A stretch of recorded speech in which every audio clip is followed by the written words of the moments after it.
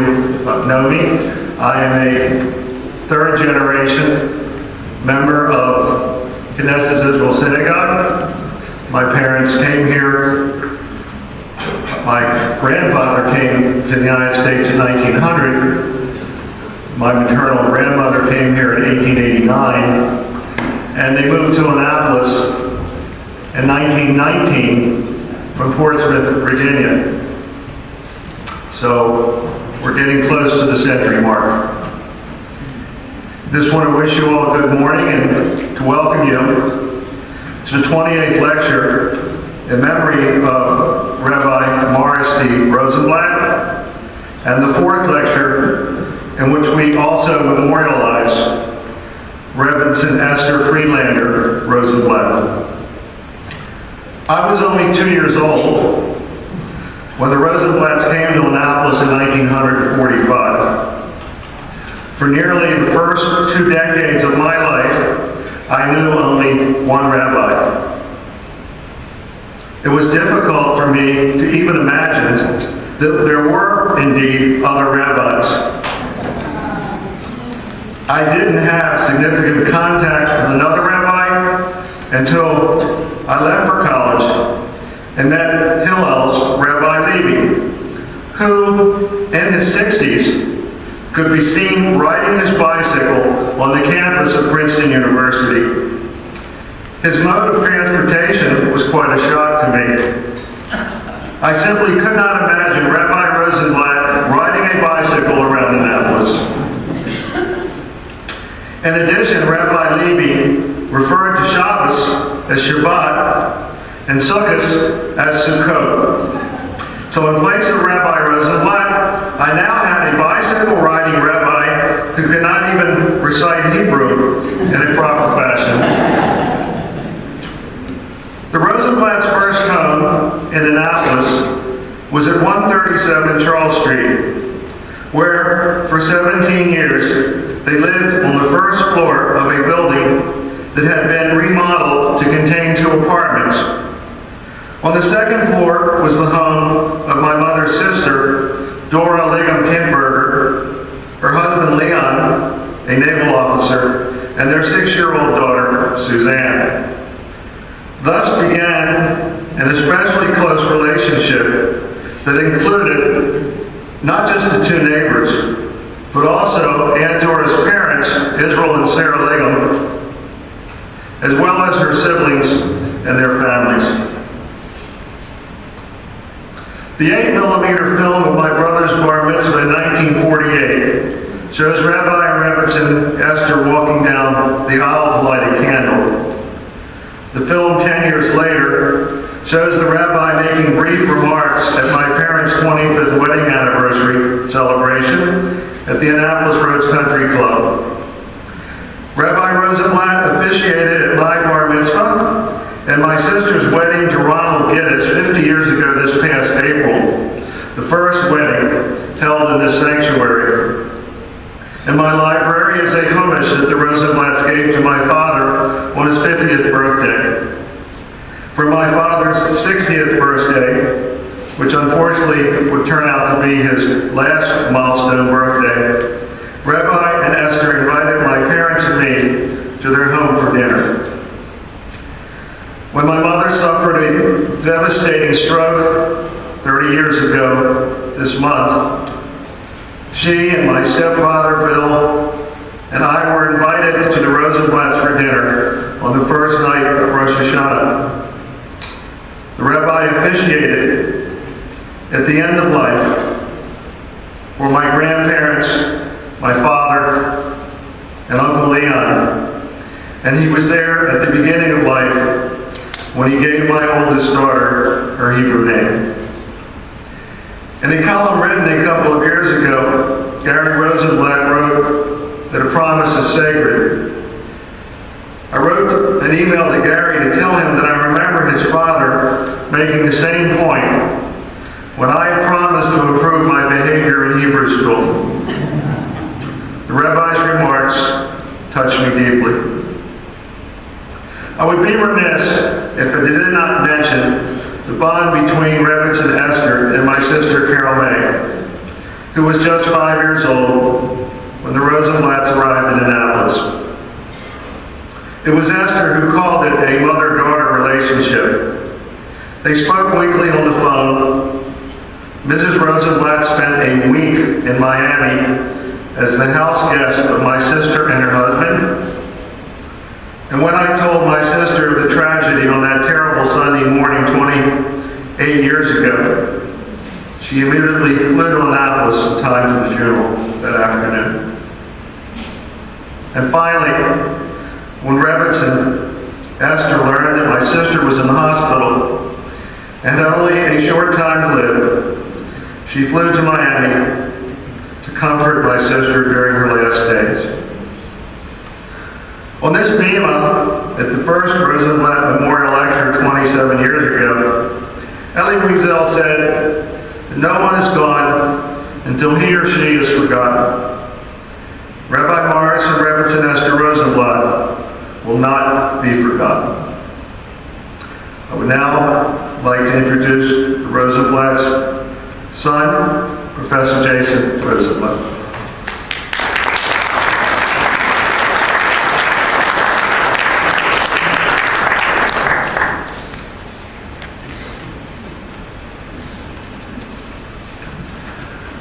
Rabbi Weisblum, Larry, honored speaker, friends. This is called remembrance, but my remembrance can't match what we just heard from Larry. It was really beautiful. Good morning, and thank you for coming to this annual lecture in memory of our parents, Rabbi Morris T. and Rebbetzin Esther Rosenblatt, Zichronom Livracha. Your presence here today embodies the act of memory that keeps part of them alive.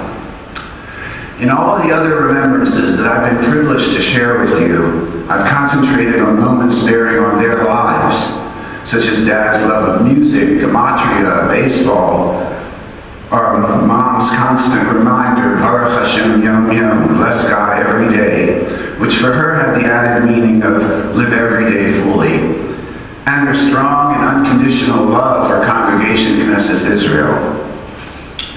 But today it's appropriate to concentrate on death and mourning. Tuesday is Tisha B'Av, the saddest day in Jewish history, a time of communal mourning. And for Gary and me, it's also the yahrzeit of our maternal grandmother, Rebbetzin Friedlander. We are especially grateful to Leon Wieseltier and to his special friendship with Gary and Judy for honoring his commitment to come here today, even though he's within Shloshim, the 30 days following his mother's death. May he find comfort among the mourners of Zion and Jerusalem. For inspiration on the topic of death and mourning, I turn to the book entitled Kaddish by today's speaker. It is justly regarded as a masterpiece, beautiful not only in its meditations and philosophical insights, but also in its exposition of the stages by which the Kaddish became associated with death. It wasn't always.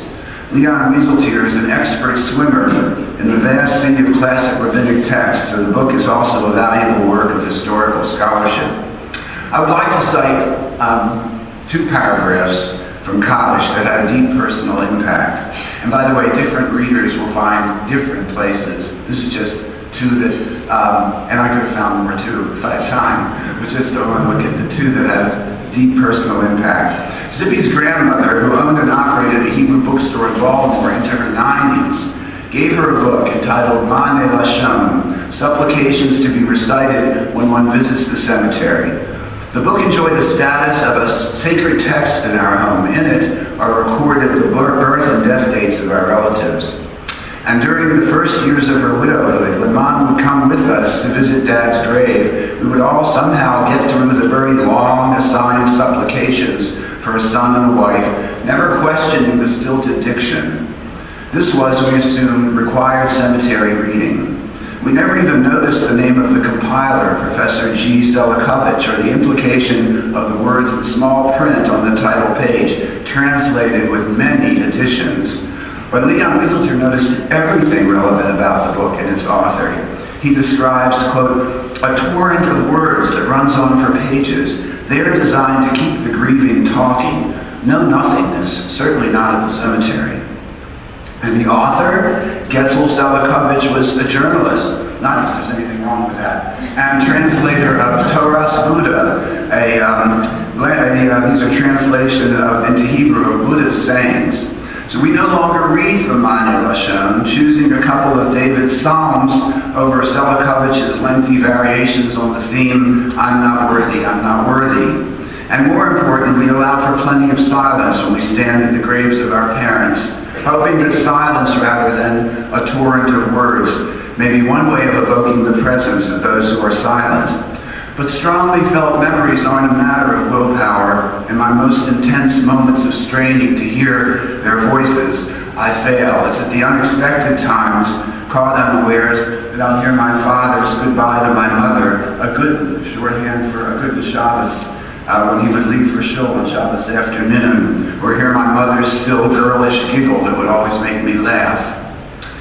The other paragraph translates a saying of an early 19th century Polish rabbi, this is Leon's translation, from Simcha Bunim, a 19th century Polish rabbi. Rabbi Bunim says, this is from Kaddish, this is the quote, "If only a single Jew is missing, then there is already a lack in the greatness and the holiness of God. Therefore we pray that his name be magnified and sanctified, that is, that his blessed name may be made complete for what it is lost with the disappearance of the deceased." This passage has transformed the way I think of Yitgadal V'Yitkadash Merabah, magnified and sanctified may his great name be. It's as if every soul contains a spark of the divine, and that spark is lost when a person dies. So the very word Yitgadal, magnified, points to a defect, a loss, and attempts to compensate for that loss with an affirmation. In a few quiet, difficult lines, the poet Philip Larkin envisions something terrible. Life is a chaotic series of moments, time as merely one damn thing after another, and our only connections are to what we have lost. This is his quote. "Truly, though our element is time, we are not suited to the long perspectives opened at each instant of our lives. They link us to our losses." For the poet, the paradox of being linked to loss, of being connected to what isn't there, brings regret for past moments of love that are now lost. But the beauty and the pathos, the ordered beauty and the pathos of the poetry provide a kind of pleasure in spite of the message intended. And the last line, "they link us to our losses," conveys a very different meaning in the context of today's memorial lecture. We can only try to find connections with those whom we have lost. Seeing some of you here today who knew Mom and Dad helps us in the family to be linked in our losses, and this is a great comfort. Thank you.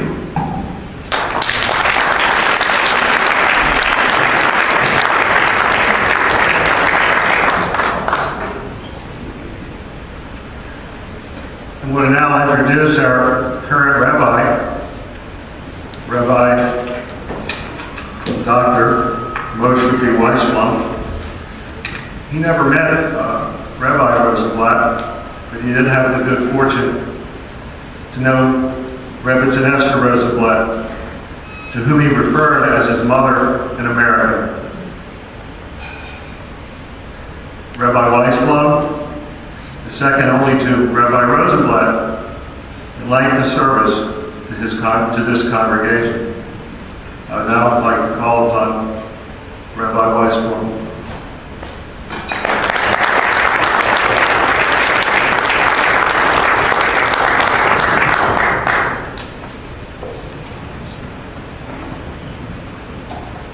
Thank you very much. Welcome everyone. Thank you all for coming. This is a very emotional event for me, and I'm sure for many of you. It's a great feeling in one hand to have all of you here, especially the Rosenblatts, whom we are so close. But for me, as Dr. Black mentioned, the late Rebbitzin Rosenblatt for 8 years was my mother in America. You hear my accent, so you know I'm in a different place in the world. And yes, for particularly the last 8 months of her life, I have the mitzvah, the privilege to go to her house across the street and to sing Shalom Aleichem, Eshes Chai, Kiddush, and her favorite song, the Man Chai V'Rai. So in a way, I feel that the Rebbetzin is now watching us from above and have the nachas to see all of you here together as extended family, as she used to say. And I just glanced over with you those songs that I used to sing for her on Friday nights, so please join me.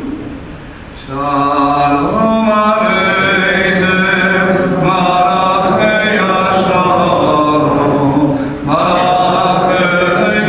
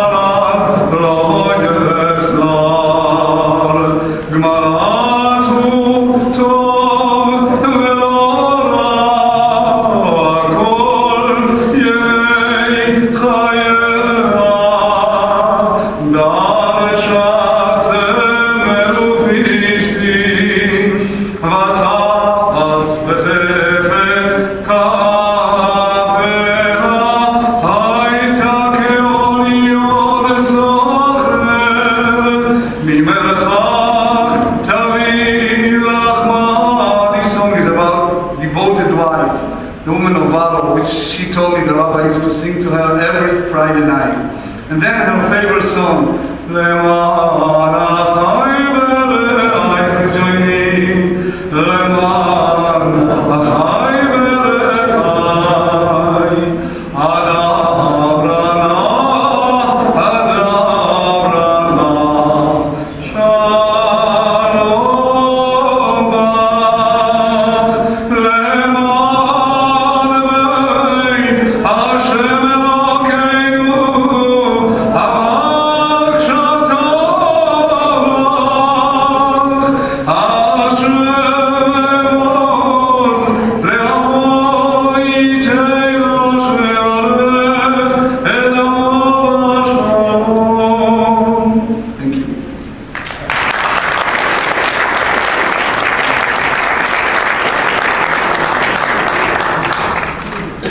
I would now like to call upon the youngest son, Gary Rosenblatt, to introduce today's speaker.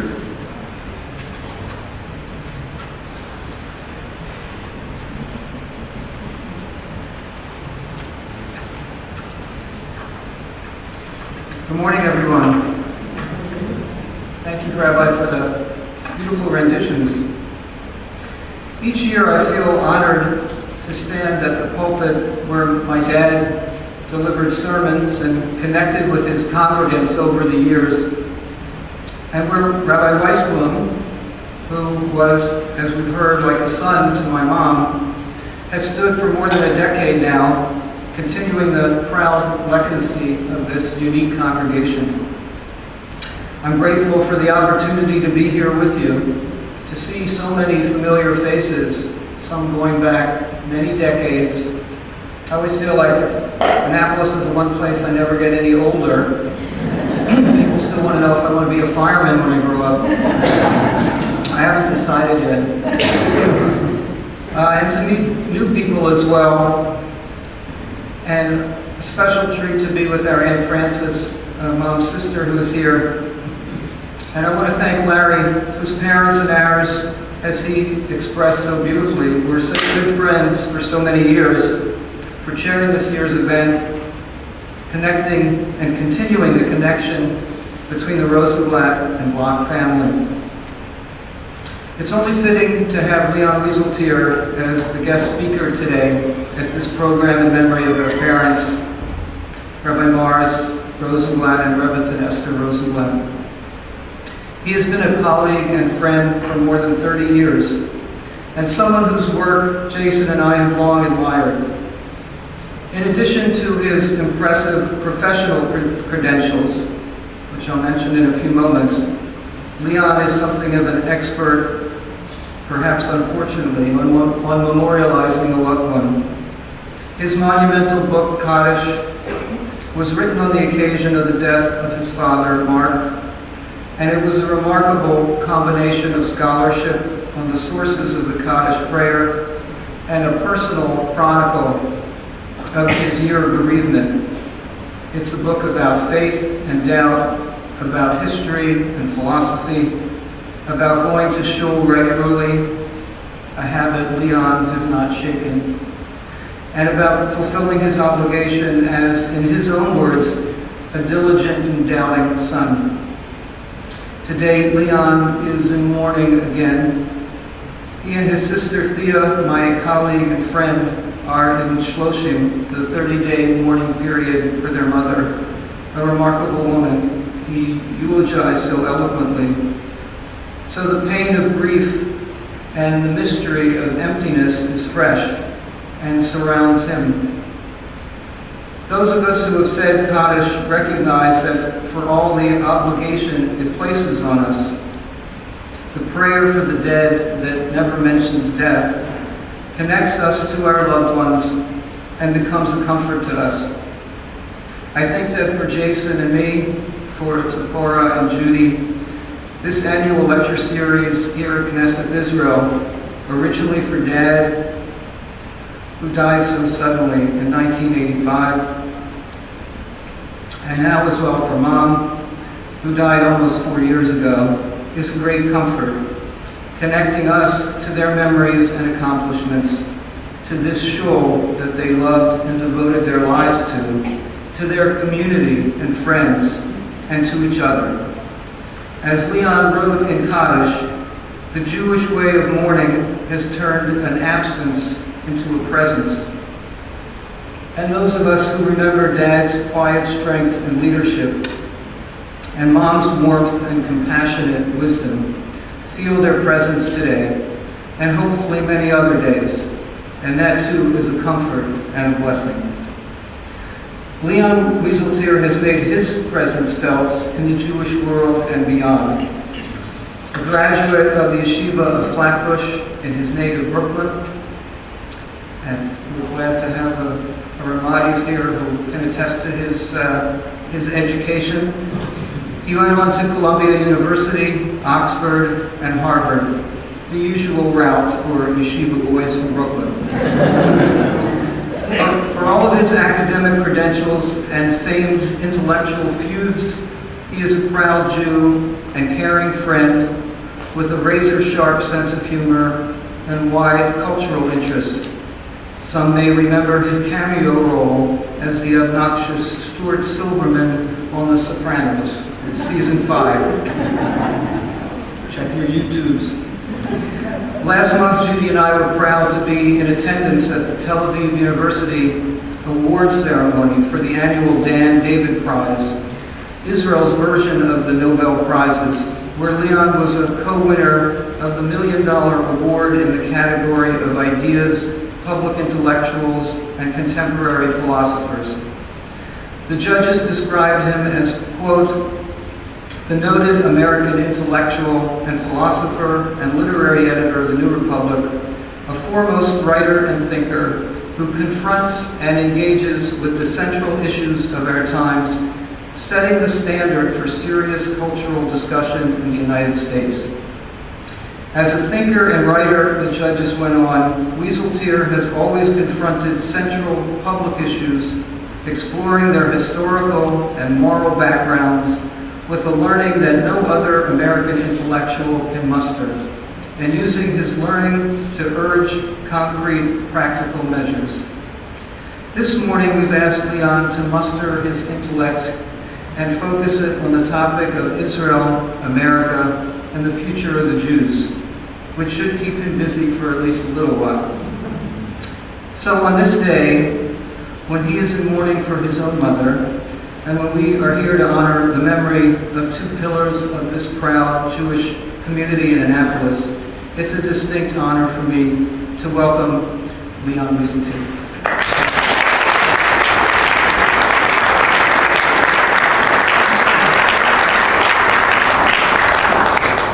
Thank you, Gary. Thank you, Jason.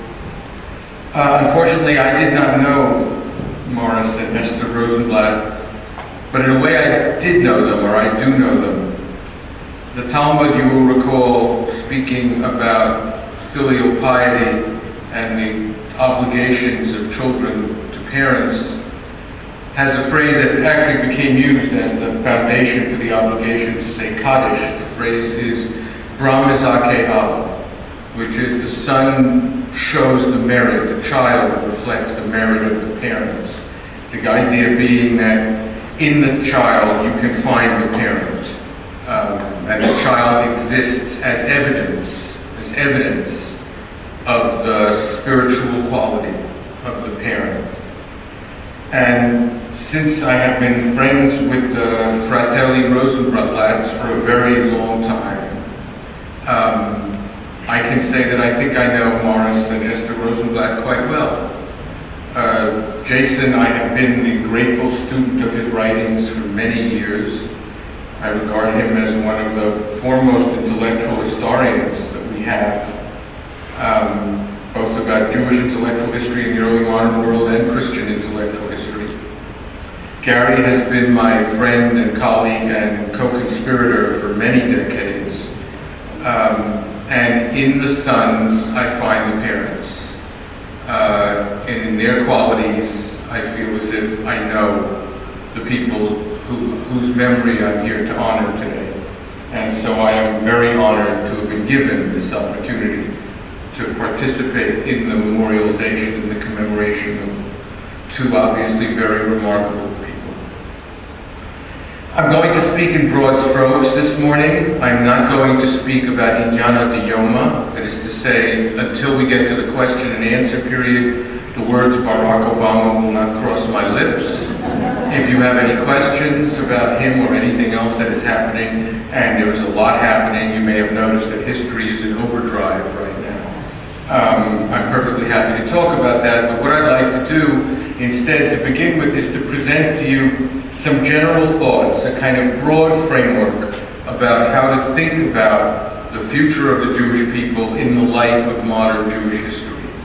And the proposition that I want to put before you is actually not a pessimistic one, it's an optimistic one, even though there are many grounds for worry. I understand that worry is a primary Jewish expression, and there is a foundation for anxiety about various aspects of our future. But the first thing I want to say is that the proposition that I bring to you, in fact, is an optimistic one, which is that the future of the Jewish people now consists in a friendly competition between the terms of life for Jews in Israel and the terms of life for Jews in the United States. And by the standards of Jewish history, this friendly competition between the Israeli model and the American model, between the Israeli dispensation and the American dispensation, is an almost unimaginable embarrassment of riches. The only good thing that can be said about what happened to the Jews in Europe in the middle of the 20th century, and I know that's a very odd way to begin a sentence, but the only good thing that can be said about what happened then is that the fate of the Jews, the future of the Jews, finally left Europe. Even though there are European Jewish communities, there are larger communities in England and France and Hungary, there are smaller Jewish communities elsewhere. The fact is, the European model for Jewish life will no longer determine the future of the Jewish people, both their physical survival and the survival of our civilization, of our culture, which we'll get to in a moment. And what I'd like to pose to you is a shorthand for understanding the difference between the difference between the American model in Europe and the Israeli model in Europe. And to suggest to you, and this is not a Zionist assertion, even though I call myself a Zionist, and we can talk about the meaning of Zionism later if you'd like. And the implication of what I'm going to say is that the United States is a revolution in Jewish history as much as it is a revolution in world history, and I want to explain exactly what I mean by that. In Europe, the term for Jewish rights, and I'm speaking the term for Jewish life, and I'm speaking politically now. We'll get to cultural questions in a moment. In Europe, the term for political Jewish life was rights. In America, it is interests, and in Israel, it is power, sovereignty or power. And it is in the difference between rights, interests, and power that we can understand, if you will, the logic of our historical situation. Rights were eventually granted to the Jews in Europe in the late 18th century. The problem was that rights were never regarded as axiomatic. They were given, and anything that is given can be taken away. And the rights that were given to the Jews by relatively enlightened monarchs in Europe in the late 18th and early 19th century were taken away from the Jews later under different political circumstances. So even though the Jews finally succeeded in winning rights, they won rights in a political context in which the permanence of those rights and the uncontestable legitimacy of those rights could never be assumed,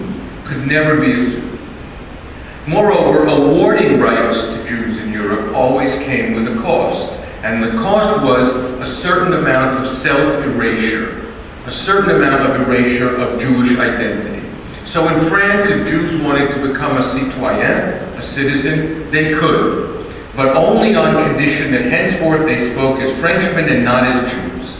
And there was what we would call a kind of zero-sum game between the political enfranchisement of the Jews in Europe, which for a while was real, I have to add, It was never entirely an illusion, though it ended very badly. There was a zero-sum game between the political enfranchisement of the Jews of Europe and the pursuit within the Jewish community, within the Jewish individual, of Jewish identity itself. For this reason, Jews never stopped being regarded, even after we were awarded citizenship, as tolerated foreigners. Now, in America, the rights of Jews were not awarded to us, were not given to us. They were axiomatic, because the right of the individual, of all individuals, is axiomatic, both philosophically and politically, to the system itself. The rights of the Jews in the United States cannot be revoked because they were never given. There was never a king or a president who said that henceforth we will be Americans. That whole business makes no sense in the American model. Moreover, it makes no sense, the great modern anti-Semitic canard against the Jews of Europe was that they were a state within a state. As I said, they were tolerated foreigners. And because certainly before Reform Judaism and before the liberalization of Judaism in the 19th century, in the period when rights were first awarded in the late 18th century, because the Jewish community then was still largely a traditional community and chose to keep itself apart and to eat only its own food and so on, the Jews there were always regarded as a kind of corporate, foreign, small political entity of their own. And there developed this infamous description of the Jews as a state within a state, right? A little bit, though it took less time on Purim. When I read the Megillah again, I got a little confused about what it means. A little bit like what Haman says. The problem with what Haman says, of course, is that the Persian Empire was a multi-ethnic, pluralistic empire, and it's never clear to me why when Haman tells Ahasuerus that there is a people here that refuses to assimilate, why that is an insult in a pluralistic, multicultural empire. So I have to assume that this is further evidence, again, I think, of the stupidity of Ahasuerus, which is, of course, one of the themes of the Megillah. But in America, nobody can call the Jews a state within a state because everybody is a state within a state. Nobody can be accused of being a foreigner because everybody, with the exception of the Native Americans, who are a stain on the history of this country, I mean, our treatment of them was a stain on the history of this country, and that can be discussed, but I'm respectfully putting that aside for a moment. Everybody here is a foreigner. Everybody has the hyphen. Everybody has the hyphen.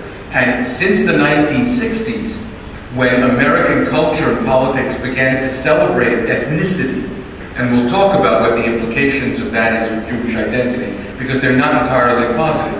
But for social and political purposes, when American identity came to be defined increasingly ethnically, everybody had to have an old country. Everybody sought that hyphenate status.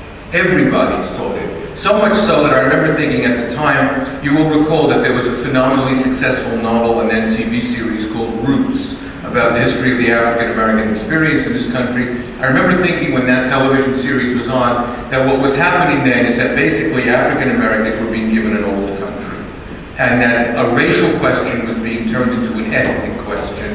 And an ethnic question is not a question in the United States, because since the 60s, as I say, we have ethnicized our identity. So there is no zero-sum game. There is no zero-sum game. There was and there is anti-Semitism in the United States. That goes without saying. That goes without saying. But there is a very crucial distinction between the American bargain and the European bargain. And that distinction is that anti-Semitism, like racism, could never be legitimate within the terms of the system itself. In other words, if you look at the arguments that Martin Luther King Jr. made against racism in this country, you will discover something very extraordinary. He argued against racism in the name of the American Constitution. He did not have to step outside the system and say that this is a racist system that must be criticized from outside and a new concept must be introduced. He argued that racism was inconsistent with the philosophical principles of the system that we already have, and that the famous sentence about the 3/5, that black people are 3/5 of a human being in the Constitution, he argued not that that was typical of this racist society, but that it was an anomaly. It was an anomaly. This is an extraordinary development. This is an extraordinary development. In Europe, by contrast, you had, certainly by the end of the 19th century, after the Dreyfus trial, and even before it in Vienna, and then up through the 1940s, and to a certain extent, in some places even today, in Hungary, as we speak, for example, you could have political parties running openly on a platform of anti-Semitism, and no one will question its legitimacy. They may oppose them. They may oppose them. But the legitimacy of anti-Semitism was a kind of intrinsic part of European political culture, because Europe has always had an insurmountable problem with the other. This is Europe's dirty secret. This was Europe. Europe was the place where the great concepts of tolerance were invented, where liberalism in the larger sense was invented, where all of the enlightened ideas upon which we base an open society was invented. But Europe was also the place that never, ever overcame its problem with otherness. In the case of the Jews, the story could not be more stark. The ghetto, the Jewish quarter in which Jews, as we think, were famously herded, the ghetto originated not as a Christian idea intended to sequester and quarantine and put the Jews down. It originated as a Jewish idea. Because the Jews in northern Italy, sometime in the 10th century, were invited north into France because they knew how to, they were not allowed to own land, and so they turned out to be very skillful with this new thing called money. And people in the north wanted Jews, in France and the Jews, the Kalonimides as we call them, agreed to move north on one condition, which is they get a separate quarter in the city. So if you dwell on this fact, you will see that the problem with Europe, it was not, all the Jews wanted to be was apart. The problem was that the European Christians could not tolerate their apartness. They could not tolerate their apartness. By the way, they could not tolerate the difference between them and the Albigensians, the Cathars in the south of France, whom they exterminated physically in the 13th century. They could not tolerate their difference between them and Muslims, right? I mean, in our own lifetime, 20 years ago, 250,000 Muslims were murdered, right, in the Balkans, on European soil, genocidally. Europe has never and will never overcome the problem of the other. America, by contrast, is a country of others, So there is something written into, as I say, the philosophical and political structure of this country that I would say guarantees us acceptance, and not just acceptance, but flourishing in this country.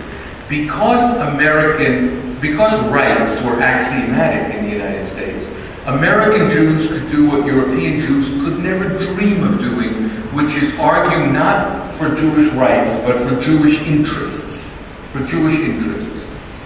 In the same way that a Frenchman, a Jew who became a Frenchman, could only henceforth speak as a Frenchman, a Jew who is an American can continue to speak as a Jew. This is, as I say, revolutionary in Jewish history. Whatever you think about AIPAC, for example, thank you. One way of encapsulating the critical difference between the American bargain and the European bargain for Jews is to say that an organization such as AIPAC or any other Jewish lobby would be inconceivable in Europe. Because it would represent a candid assertion of Jewish interests. Here, interests are the terms of our politics and of our political situation. And indeed, Jews have pursued their interests in ways that have become the model for all other American groups. We have actually set the standard for living, for taking advantage, for flourishing in this society in which we live. We live in a genuinely multi-ethnic society. There may be only one other society like it, as a matter of principle in the world, and that is India. Though India has troubles in its multi-ethnicity that we don't. But we live in a genuinely multi-ethnic society, and it's important for you to understand, and now I'm going to move over to the Israeli example, just how revolutionary multi-ethnicity is.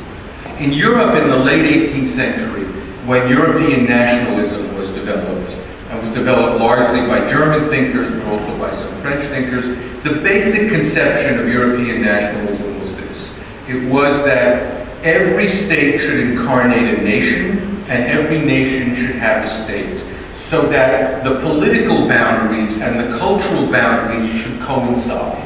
I call this the theory of the perfect fit. Every nation should be a perfect fit with a state, every state should be a perfect fit with a nation. Now, of course, this never happens, and so in Europe you had the terrible thing known as the problem of minorities. Which is a test that European societies failed, one after the other, especially with regards to the Jews.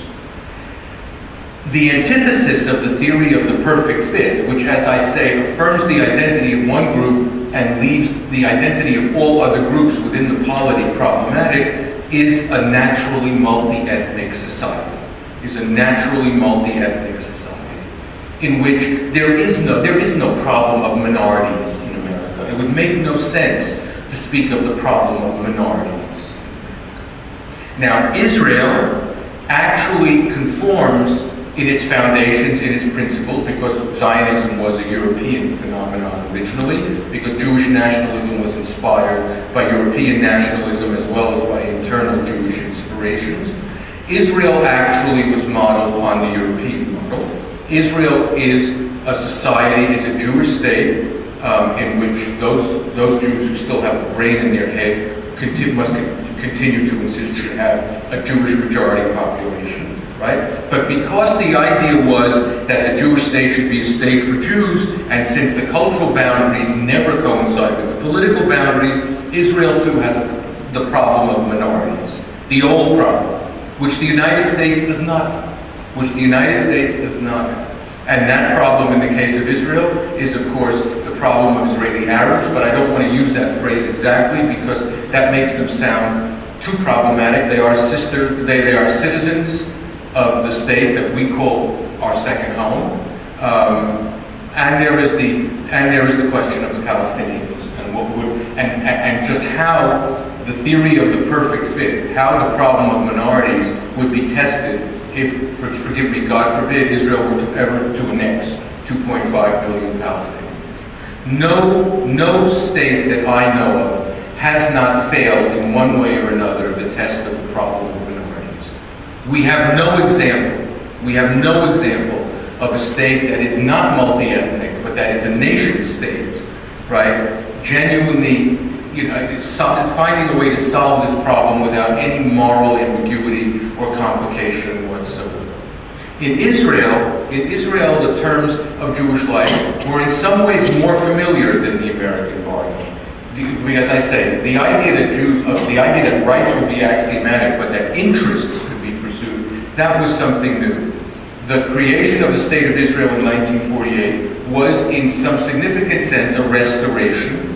And by restoration, I don't just mean that the Jews returned to sovereignty after almost 2,000 years of lacking it. It was also a restoration in the sense that the Jews had simply caught up with the other modern nations and acted on their own, what we used to call movement of national liberation, which is what Zionism was, right? To create a state like other states. This is what Herzl had in mind. This is what was accomplished. It was one of the greatest accomplishments that the Jews have ever done, and et cetera, et cetera. But the term of Jewish life in Israel is power,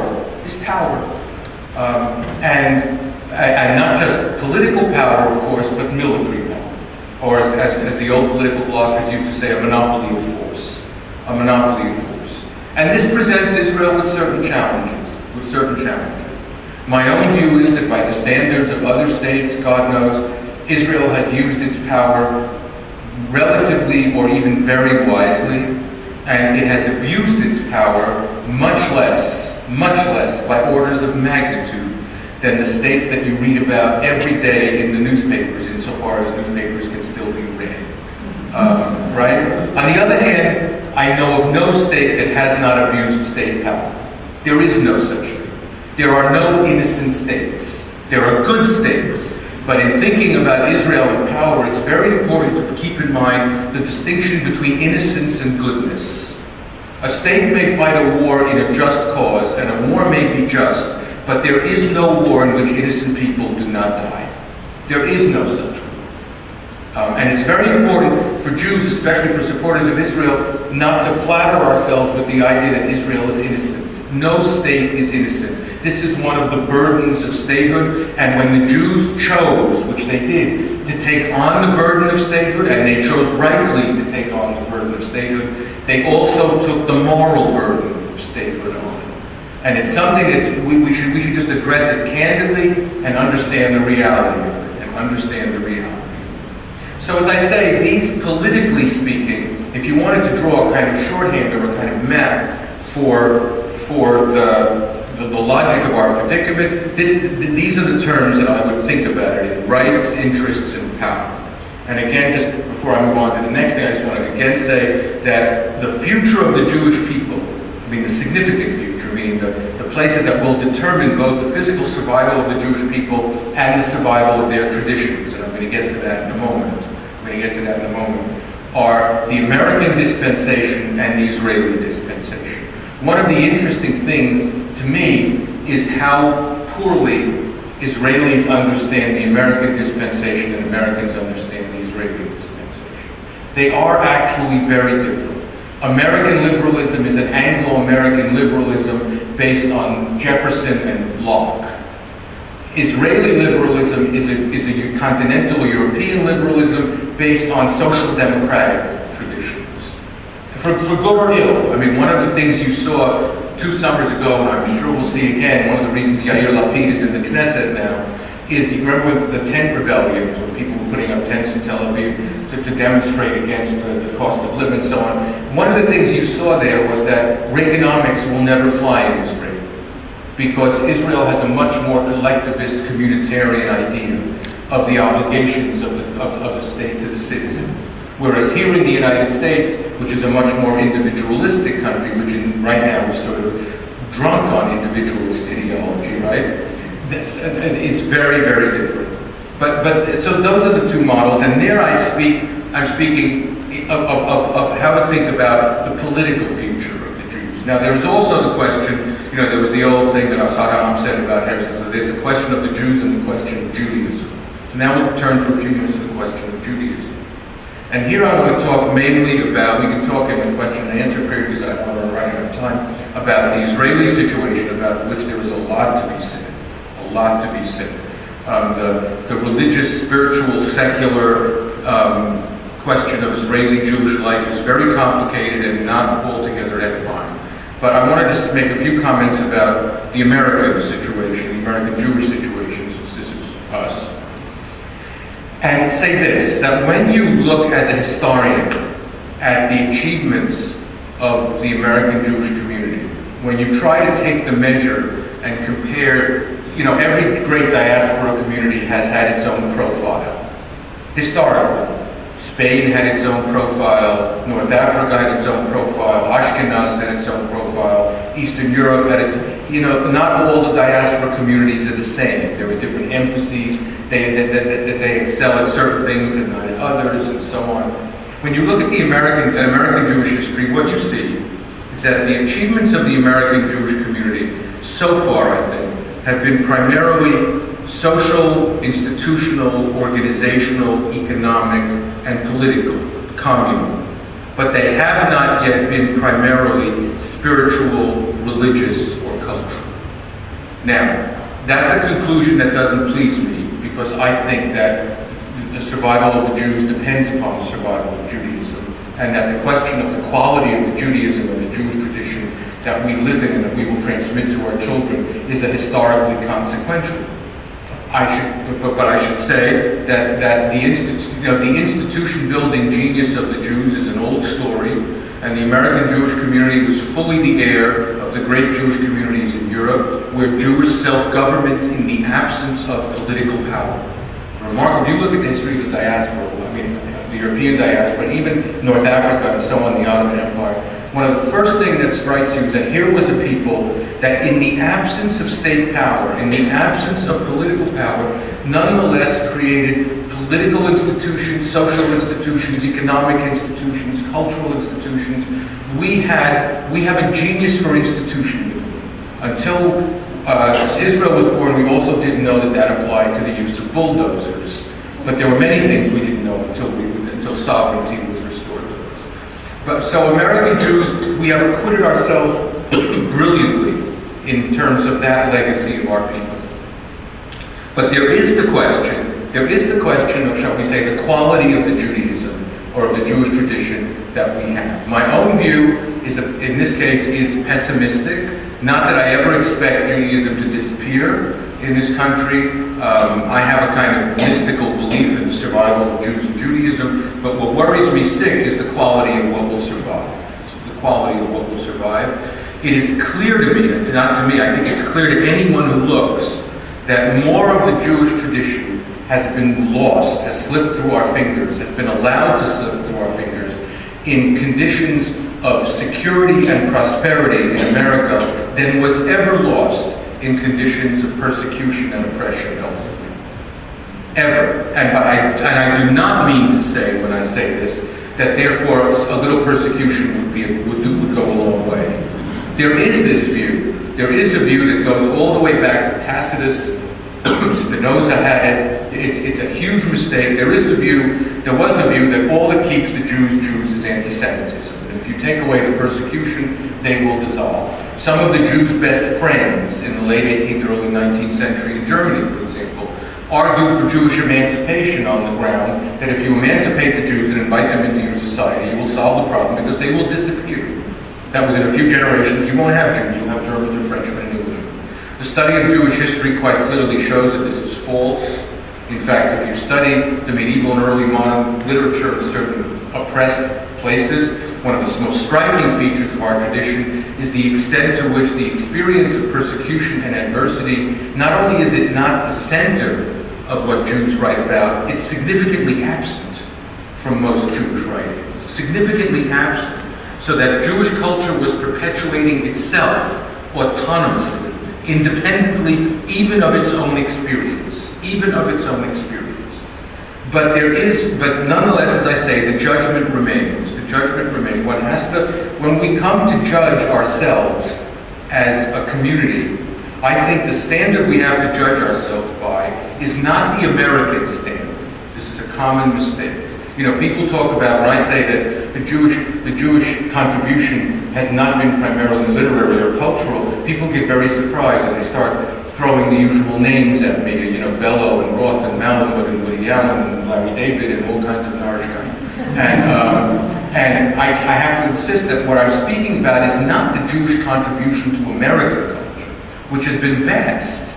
I'm talking about the Jewish contribution to Jewish culture. Now, notice not what did we do for America. We've done a lot for America. We can sleep peacefully on that score. But what have we done for ourselves? And when we ask that question, the only standard, I think, to which we can hold ourselves honestly is the standard of the classical Jewish tradition. That is to say, we are the heirs of an ancient tradition, one of the great civilizations in the history of the world, that has made it all the way into our laps. It was not supposed to do that. Many, many times over those 2,000 years, many powerful forces arose to try to prevent that tradition from ever making it to us. From ever making it to us. But it did, because the Jews had the will to keep it alive.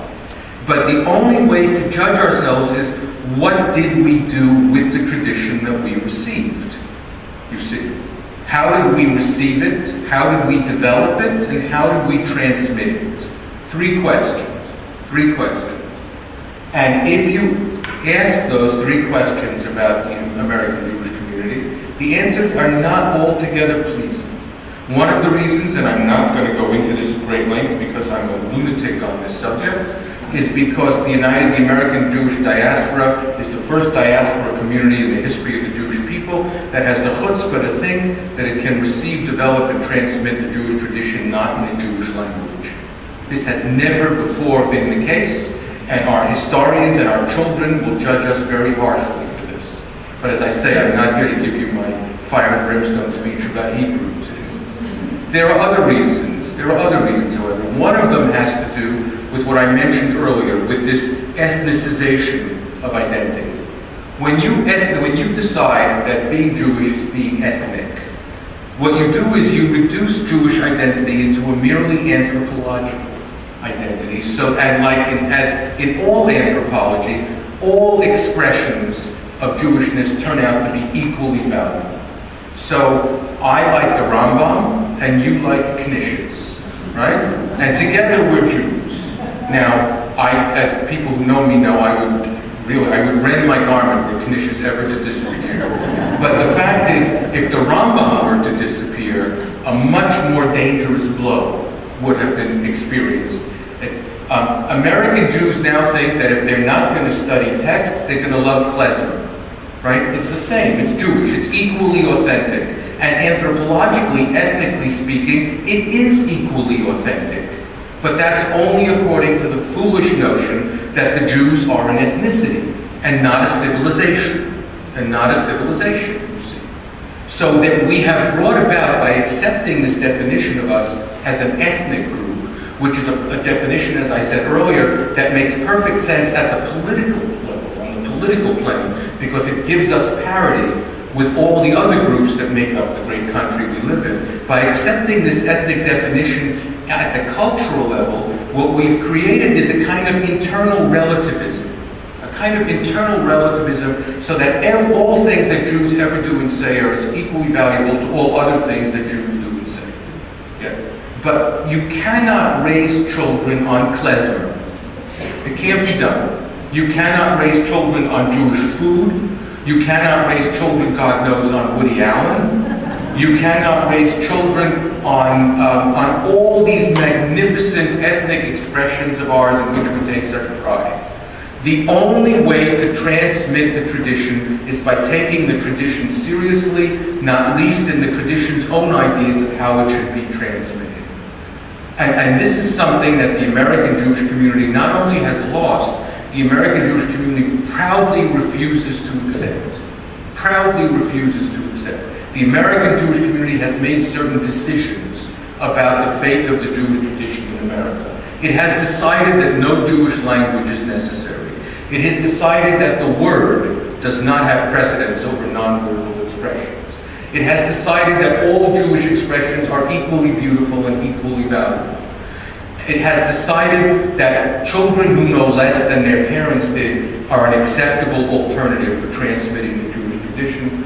It has decided that Jewish education, serious Jewish education, is not a high priority, for this community. And you read all about these magnificent foundations, and day school enrollment is up. There are about 250,000 Jewish children in Jewish day schools right now. That's about it. Sum total, 240,000, 250,000. That is nothing, even though a blessing on each of the kids and their parents in each of the schools. You read about here, when I bring this pessimism, people hear about chavurot, fine. If you take absolute arithmetical numbers, a drop in the bucket. The American Jewish community has voted against Jewish education in some serious way. It just has. And then, of course, you get these tragicomic situations in which, having done all this, when their son comes home from college and having fallen in love with and proposed to a Roman Catholic girl, the parents can't understand why it happened, right? They can't understand why it happened. And again, I'm not, and our Haredi brothers and sisters would say, that's right, don't send them to college, that's what happened, right? But that's not what we're like. And in fact, if you look at the history of Judaism, even in the Middle Ages, before emancipation and openness, we were constantly being cross-fertilized by other cultures. I teach Pirkei Avot to my 11-year-old boy, and on Sundays we have a little Mishnah class, and we're now doing Pirkei Avot, and the other day we got to Antigonos Ish Socho, the very beginning of Pirkei Avot. And I pointed out, I said to the kids, what's the first thing you notice about Antigonos? And they look, and they look, and they look, and I said, his name is Greek. His name is Greek. And he was one of the founders. I mean, he's the second or third one that's named. He's right there at the foundation. So the idea that if we expose ourselves to other cultures, we doom ourselves, that's silly. That's simply silly. And our history has not borne that idea out for 2,000 years. For 2,000 years. The question is, if you expose yourself to any strength inside your own culture, if you bring yourself weakly to a strong culture, then problems will happen. So I'm going to close here because there are a lot of things to talk about, and just say that the problem when as you can see, I have a very severe view of American Jewish culpability in the matter of the Jewish tradition and the transmission of the Jewish tradition. And when I speak about this view sometimes to Jews, my intention is always to make them feel terrible. The problem I discovered is that it's impossible to do that because Jews feel good when they feel bad. So I haven't yet found the Archimedean point around the Jewish delight in guilt, you see. So it's very, very hard to get a wedge in there. But I want to leave you with this attempt to sort of get the wedge in there and to suggest that whereas our political situation is really, as I say, revolutionary. I mean, America is a tfutza, but it's not a golav, at least not in the way golav was traditionally understood. It's certainly a tfutza, but culturally, American Jews have been very, very delinquent. I'll stop there.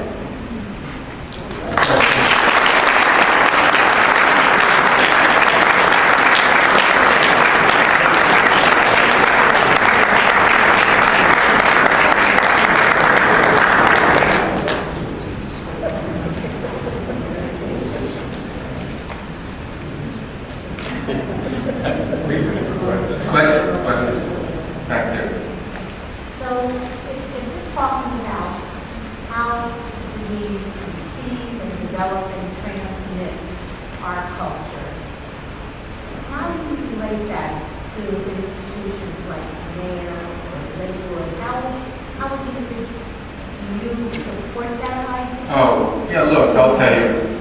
The question is on the question of how to receive, develop, and transmit the Jewish tradition. How do I relate that to institutions like Ner Yisrael and Lakewood? By which one will say the Orthodox or ultra-Orthodox yeshiva world. On the one hand, this world has inherited and will transmit more of the Jewish tradition than any of the other Jewish denominations or communities. There's no question about that. And I'm speaking now quantitatively, but I think that quantitatively matters here. I think that quantity matters. So on the one hand, for all the obvious reasons, they are in the direct line and they inherited this. But I will say two things about these institutions. One, whenever I encounter graduates of these institutions, I have to say I am not overwhelmed by the nature of their learning. Meaning that they know a great deal of Gemara in a certain way, but they know almost nothing about Jewish history, nothing about Jewish literature, nothing about the non-halachic passages in the Talmud. And by the way, the Talmud is 2/3 non-halachic passages. They have never looked at a Hebrew poem. They have never, just nothing. They're in that bubble. They're in that bubble. And secondly, I would say is that, and this is my larger complaint about the ultra-Orthodox community, they only care about Jews like themselves. I know that sounds harsh, but I think it's true. They take very good care of their own institutions and of Jews like themselves, Jews who belong to those institutions. But a larger sense of Klal Yisrael I don't find at all. If they were to get in trouble, if they were to become victims of an anti-Semitic incident, we, right, who are not like them, right, some of us who even eat in restaurants and not the fruit plate, right, we would know about what happened to them, and we would write about it, and we would agitate against it, and when we would do what we could to help them because they were the victims of an anti-Semitic incident. If we were to be the victims of an anti-Semitic incident, they might not even know about it. They might not even know about it. And when I visit my relatives in Borough Park in Brooklyn, and for my sins I have a great many relatives in Borough, it's perfectly clear to me that they have developed this insulated world in which they live and flourish and procreate and teach, and it's all fine for them. It's all fine for them. But a sense of a larger sense of Jewish peoplehood, or of Klal, or of Ahavas Yisrael, of a universal kind. I mean, think about Ahavas Yisrael. The concept itself, if it isn't universal, that is, if it doesn't apply to all Jews, it doesn't mean anything. It doesn't mean anything. It doesn't make. It's not selective. It's not selective. I don't find it there.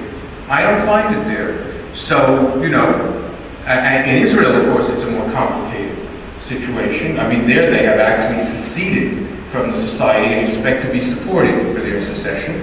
I am one of those people who think that these yeshiva students should go to work. I am not one of these people who think they should go into the army because I'm terrified that they be given guns. I have absolutely no interest in issuing guns to these people. But no, I have a pretty harsh, as I say, I respect them. I respect their learning insofar as it, that narrow kind of learning that they have. Borough Park is still the only place to find a real Jewish bookstore. They have certain advantages. They have certain advantages. I would say they have a linguistic advantage, and they do, in that they can read the traditional texts, though the language that they speak is some version of Yiddish, Hebrew, and English hitherto unknown to man. And I will say, I sometimes wonder, when you go into a Jewish bookstore, if you can find one, when you go into a Jewish bookstore and you see there a translation of the Mishnah Berurah, for example, into English, I think to myself, who is that for? Who is at the level at which they can consult the Mishnah Berurah and can't read Hebrew? Right? But apparently there are such people, many of them. Otherwise, such translations wouldn't be made and they wouldn't be sold. So I think there are all sorts of internal problems. But the future of the Jews, of the Jewish people, will not be determined by the ultra-Orthodox. And the fascination that the non-Orthodox have with the ultra-Orthodox, I find boring. in the sense that, this idea that they represent some ideal of authenticity that we guiltily or fascinatingly contemplate, and so on. And so every time, somebody in a capota and a beard visits a wheat field in Arizona, it's on the front page of the Times, right? I mean, I find all this of no interest whatsoever, because if one is speaking about the future of the Jewish people, one has to look at the entirety of the Jewish people. And if one is speaking about the future of the Jewish tradition, one has to look at the entirety of the Jewish tradition, you see. Not just the Jewish tradition as it is defined by the most religious among us. Critiques of their religiosity can also be made. I'm not here to make those, but it is not obvious that whenever you have a halachic question that the chumrah is the right answer. That is not always the case, but that's a whole other discussion. So what can I say? May they flourish, but it's not, etc., etc. Rabbi Wolpe at Sinai Temple in Los Angeles had decided to do a same-sex marriage. Yes, he had. Created by the Spirit. What's your thought about that? Well, I support him because it's a conservative synagogue, and that's entirely consistent with conservative Judaism. There remains the question of whether conservative Judaism is entirely consistent with traditional Judaism on this question. The gay question is a very painful one, I think, for the simple reason that it's, as they would say in there, it's doraisa. I mean, there are verses that strictly forbid homosexuality in the Torah, which is a very foundational prohibition. And so the question of, it is very painful. I think that is no excuse for making the situation more painful for our gay brothers and sisters than it has to be. In my shul in Georgetown, it's perfectly clear to me that we have 4 or 5 gay members. And I admire them more than the straight members, because they're there knowing that there's nothing in it for them as gays. They know that, and yet they keep coming, which by the way means that they are not defining themselves only as gays, which is an important point, because nobody is defined by just one identity or by one attribute of identity. That is never the case. But I think that there has been, one can be against gay marriage without being cruel to gay men and women. Most of the Orthodox community has not yet figured out how to do that. Has not yet figured, including my own rabbi in Washington, has not figured out how to do that. So I think that this is a very, very painful question. I should add, and I know that there are many psukim in the Torah that are now, shall we say, inoperative. The Jewish law evolves. If Jewish law did not evolve, it would not still exist. It has to evolve as a legal system, and every legal system has to evolve consistently with itself, based on precedent. If a legal system cannot just bend against the pressure of circumstance, because then it would break. Every legal system has to find internal reasons to accept external realities. And every legal system does. That's what the system of precedent does. That's why, by the way, one of the most striking things about the Talmud is the Talmud preserves all minority opinions. The Talmud is full of opinions that were ruled against, right? And yet it preserves them. And if you read this all through the Jewish halachic tradition, the Middle Ages, the early modern period, the reason is that one day those minority opinions may be jurisprudentially useful again. In the same way now that the most famous opinions of Brandeis and Frankfurt that we remember are all dissents. They're all dissents. I mean, if you look at what's quoted now, they were in the minority. They lost the case. But their reasoning in the dissent actually inspired judicial rulings of great consequence 40 and 50 years later. So, I don't want to despair, but I think that it's very problematic. I think it's even worse. There is no concept, our concept of equality is not to be found in the Jewish tradition as far as I can tell. We have to interpret it based on our own preference for equality. Now that's not a terrible thing, because generations are always interpreting things or interpreting the tradition in light of new circumstances and new ideas. That's always the case. That's the case still in the Gemara. I mean, there are Hellenistic concepts, there are all sorts of ideas that the ancient Tanaim, Amoraim, that they found justified, and that they worked into their tradition. So what I'm saying is nothing scandalous here. I wish the situation were better. I am for marriage equality myself, because I think that the United States, has no spiritual status whatsoever. None, zero, nada. And that equality is equality, and that everyone should be allowed to marry whoever they want. I should add that now that we have gay marriage, I have to say, the idea that gay marriage is going to hurt straight marriage, compared to what straights have done to straight marriage, et cetera, et cetera. But as a citizen of the United States, which I regard as a completely secular and profane entity of no religious status whatsoever, I think there should be civil gay marriage. When it comes to the various religions, it gets more complicated. I admire what Rabbi Wolpe is doing. And I admire it for two reasons. Partly because I think it's compassionate. And because, the gays who come to him, they're asking him to be married as Jews, which is not nothing. Which means that attribute, the Jewish attribute of their identity, is very, very precious to them. And that I honor that, and I think that should be dignified. I have a friend whose nephew just got married to two men in Boston, and he told me, I asked him how it was, and he said, the gay wedding was fine, but what killed me is that they got married in a church. You see, which is something I completely understand. So I think that what David Wolpe is doing is compassionate, and also I have to say, and has something to do with stuff that's going on with women in the Orthodox world, with Chovevei, with all this stuff, which I support. Whoever goes first when it comes to these things is going to catch hell. There is no way for anybody to go first on the woman question or on the gay question, and I'm leaving aside the problem of the actual merits of their opinions, of the arguments for a second. I'm just speaking culturally and socially now. Whoever was going to go first was going to catch hell.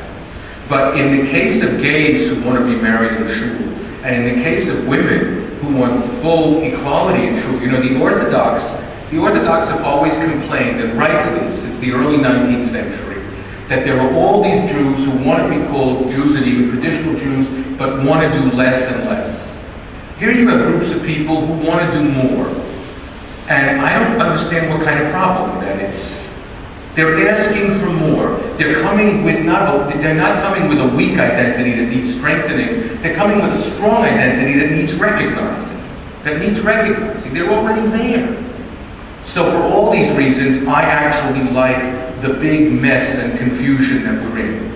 I think that all the bad feelings are fine. I think that all the bitterness is fine. I think that all the debates are fine, because there is no way that any of these questions, the social questions, we're going to be broken up without this happening. And I think we've entered the period. Of Gershom Scholem once said that there were plastic moments in Jewish history, moments when history is kind of flexible. And I think on these questions we've entered those periods. One more question. Would you address Zionist Judaism? I'm sorry? Zionist Judaism. Zionist Judaism? Yes, you alluded to it earlier. Oh. There's a lot to be said about that. I think that it all depends on what kind of religious Zionism, we'll call it that, what kind of religious Zionism you're talking about. I've always regarded the mixture of religion and nationalism as dangerous. I think that the state of Israel is also a secular entity. I don't believe that the state of Israel qua state has any spiritual status at all. I think the land of Israel has some spiritual status. And for that reason, I think the land has always been a kind of permanent metaphysical temptation for Jewish politics in Israel. If you have been raised on the Jewish tradition, it is very hard to visit a place called Beit El and not remember that Jacob dreamed his dream there. You cannot forget it. Now, does that mean that Jews should live there? Does that mean that there should be a settlement there? Does that mean that every place that any of our forefathers walked, there should be Jewish sovereignty? I have my answer to that. All I'm saying is that it's not clear to me. The answer to that is not clear. I think that some of the greatest Zionist minds have been religious thinkers. There's no question about that. I think that as certain aspects, certain portions of the religious community have proven their Zionism brilliantly, and I mean even before the 6th War. You know, there are certain elements in the Jewish community that for some reason only woke up to the beauty of Zionism after the territories were captured. So, you know, that's one of the reasons you get all these people going to settle in the West Bank who would never settle in the Galil. The Galil is there are places in the Galil that are 65 to 70% Arab populated. But none of the people who go live in Beit El would ever think of settling in the Galil, which is actually just as beautiful and actually belongs in this place that we call the State of Israel, unequivocally. So I think there's, but I do, and you know, the Lubavitcher Rebbe didn't discover that Israel was important until after the 67 war. You know, better late than never, but I'm talking about real religious Zionist thinkers from before then who developed a very sophisticated tradition, and et cetera, et cetera. I think that when you bring religion into politics, religion hurts politics and politics hurts religion. It goes both ways. It goes both ways. The only question that matters to me is the security of the State of Israel. The security of the State of Israel, and that is a strategic, secular, empirical question. I do not believe that any question of ideology trumps the question of Jewish security, at least not in the tradition of classical Zionism as I understand it. The purpose of the establishment of the Jewish state in Eretz Israel was to make Jews safe. If it were just for the Jewish soul to enlarge, right, or to feel sparks when they got to Tzfat or when they got to Hebron, well, the Jewish soul felt sparks when they got to Tzfat and Hebron under the Ottoman Empire too. That had nothing to do with Jewish sovereignty. What matters to me is the safety and security of the State of Israel, and I don't see that there are any religious dimensions to that question. This is the great debate that happened in the Jewish world when the idea of partition was first accepted, remember? I mean, there is the Zionism of numbers and the Zionism of borders. Zionism of borders says that the Kadosh Baruch Hu defined the borders as he did to Avraham Avinu, and now those are the borders. And there are secular versions of that too, Jabotinsky and others. The Zionism of numbers said the borders don't matter. What matters is that there will always be a Jewish majority population in this state, so that there will never be a case in which a Jew needs asylum and could be denied it. It's as simple as that.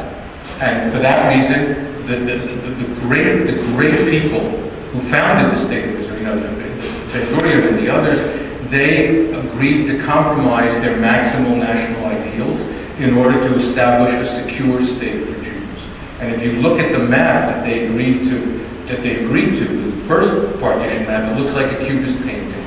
I mean, you know, people now talk about viable states, unviable states. It was a joke in terms of viability. But they were right. Because there were Jews in trouble, there were Jews in refugee camps, 6 million Jews had just been killed, and a situation of global Jewish weakness was no longer tolerable. So in that sense, I'm with them. I'm not saying that I see anything whatsoever illegitimate about religious Zionism. I do think there are varieties of religious Zionism that take people to what I think are first erroneous places, but also to dangerous places. And I worry about that.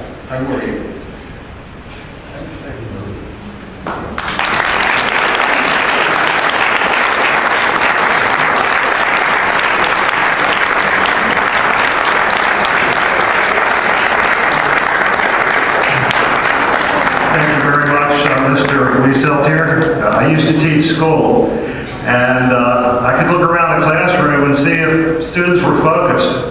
You were all very focused, I could tell. I would now like to call upon Rabbi Weisblum to chant the memorial prayer.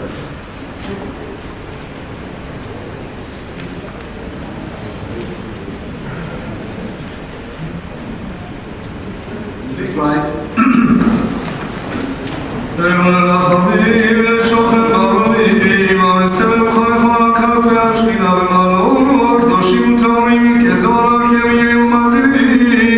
לנשמת הרב משה בן אברהם נביא שהלך לעולמו, ונשמת הרבנית אסתר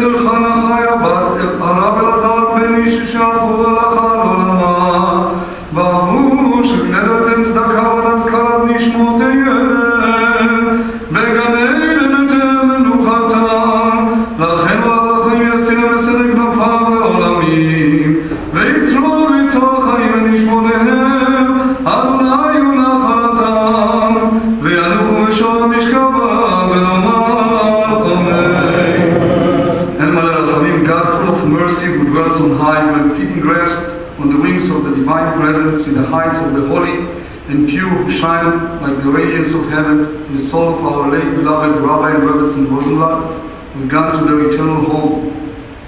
We ask God, Master of compassion, shelter them in the shadow of your wing forever, and bind the soul in the bond of everlasting life. The Lord is their heritage, and may they rest in peace. And let us say, Amen. Please be seated.